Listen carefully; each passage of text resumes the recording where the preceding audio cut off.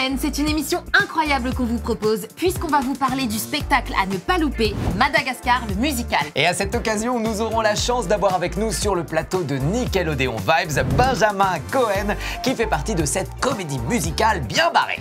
Et dans notre coup de cœur, on fera la connaissance d'Erin Neval avec la BD La Princesse d'Hazelwood, une histoire irlandaise. Prêt pour des rencontres de folie? Allez, c'est parti!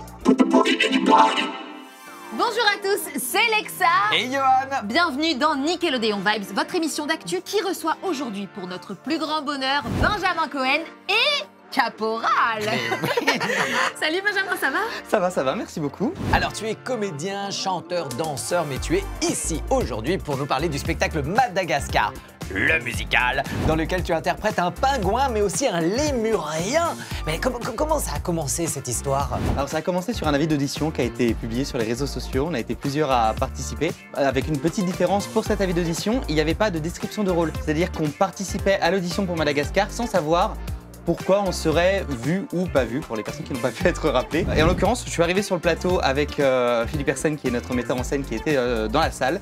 Il m'a regardé de haut en bas et il m'a dit « Toi, je te vois pour le pingouin ».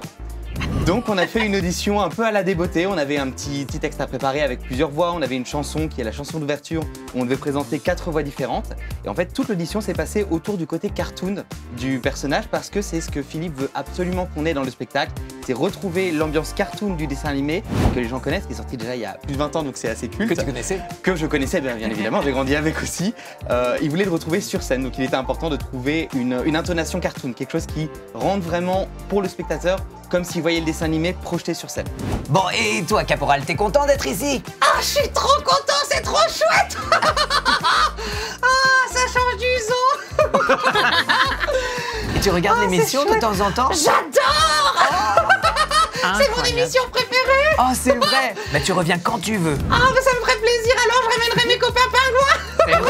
Ah, mais oui. Et les lémuriens aussi, qu'on fasse la fête. Oui, on mettra un peu de clim du coup pour que vous vous sentiez bien. Ah bah avec plaisir, parce que la banquise, ça nous manque. Hein. Ah, oui, c'est clair. T'imagines pas la facture du Zoo Central Park. Et donc, pour celles et ceux qui ne connaissent pas ce film d'animation qui est sorti il y a 20 ans et qui a cartonné, ça raconte l'histoire d'une bande d'amis, des animaux du zoo de New York, qui s'enfuient pour vivre leur vie sauvage et qui débarquent sur l'île de Madagascar. Toi, du coup, qu'est-ce qui t'a plu dans cette histoire un peu folle? C'est une belle histoire autour de l'amitié, c'est une histoire qui questionne finalement les rapports entre les amis parce que parmi ces 4 animaux, il y a un carnivore pour 3 végétariens. Vrai. Vrai. Et du coup, ça questionne quel est le lien amical quand on sort du cadre de la société? C'est le côté un petit peu intellectuel. Après, c'est juste un beau film avec des personnages hyper forts, avec des chansons formidables. Et les 4 pingouins sont quand même assez formidables au point qu'ils ont eu derrière un film rien que pour eux. C'est des personnages qui sont hyper attachants.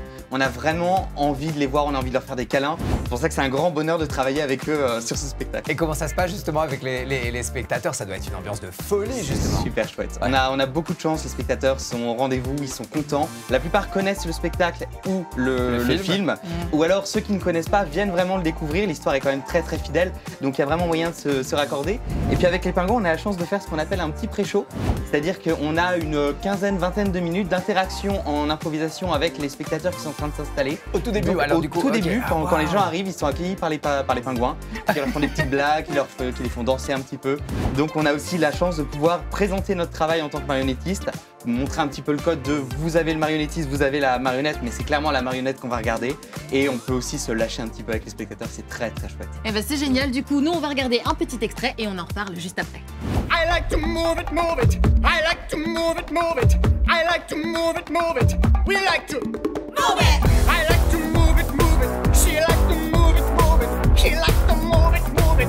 We like to move it. Alors, toi Benjamin, t'es un pingouin et un lémurien aussi un peu loufoque, c'est ça? Donc je joue Caporal, qui est le plus petit des pingouins, celui qui est la caution mignonne de la bande de pingouins qui tente de s'échapper du zoo de New York. Et je joue également Bob, qui est le plus petit lémurien de la bande des lémuriens, donc très mignon, complètement fan des 4 animaux qu'il va rencontrer, notamment de Gloria, de laquelle il a un petit crush, un petit faible vraiment.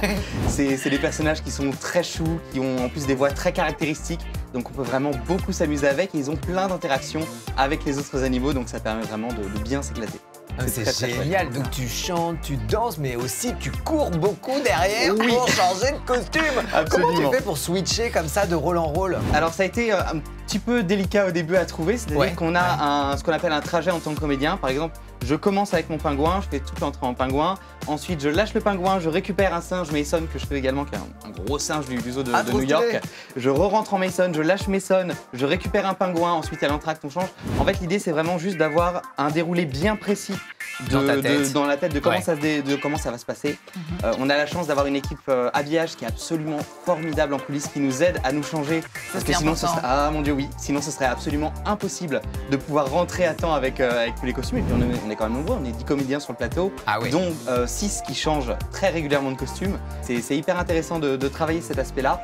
Et en vérité, pour retrouver le personnage, c'est assez simple. Dès qu'on a la marionnette en main, vu qu'elle fonctionne toutes sur des systèmes un peu différents, dès qu'on l'a en main, le personnage arrive, la voix arrive et on rentre avec. C'est vraiment magique. comme prendre la main d'un copain et entrer sur scène avec lui. Et à chaque fois, c'est un copain différent et on sait exactement qui on a avec nous. On rappelle que Madagascar, le musical, c'est à voir absolument jusqu'à fin avril, je Avril. crois, c'est ça, Absolument. au Théâtre du Gymnase à Paris. En tout cas, merci beaucoup Benjamin d'être venu avec nous sur le plateau de Nickelodeon Vibes. C'est un spectacle familial qui plaira aux jeunes et aux moins jeunes. Maintenant, c'est le moment de vous parler de notre coup de cœur de la semaine. Mais tu le veux, ce coup de cœur, Ah dis oui, donc. je le veux. Ah bah oui.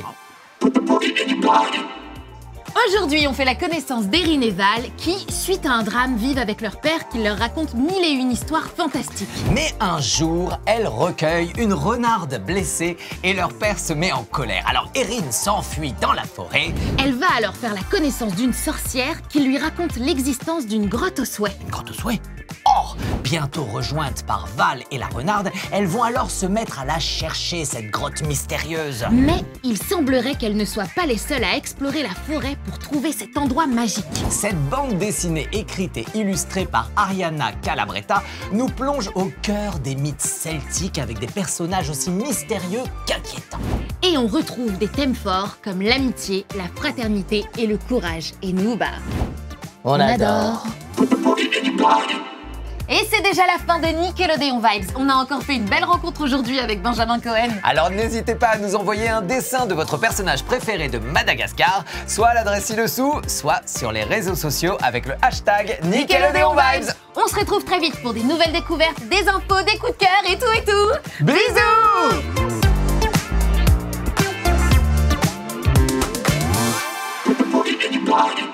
Poum poum poum poum poum poum poum poum poum poum poum poum poum poum poum poum poum poum. I like to move it, move it. I like to move it, move it. I like to move it, move it. To like you, move it. I like to move it, move it. I like to move it, move it. I like to move it, move it. To like you, move it.